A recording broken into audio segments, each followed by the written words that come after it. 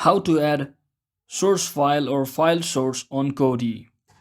So hello guys, welcome back to my YouTube channel. In this video I'll be showing you how you can easily add the file source on Kodi. So if you are also using Kodi, simply head over to your Kodi application, and once you're inside here, just click on settings from over here, and once you're inside your settings, just click on file manager from your interface, and as you can see there's an option called add source.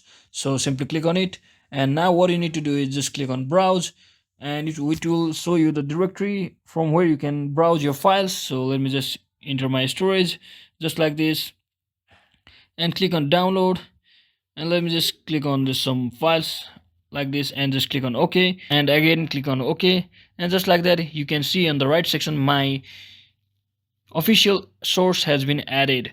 The file source has been added on my Kodi. So that is exactly how you can easily add a source file on your Kodi application. So hope this video was helpful guys. If it was, don't forget to like and subscribe to the channel. See you on the next one.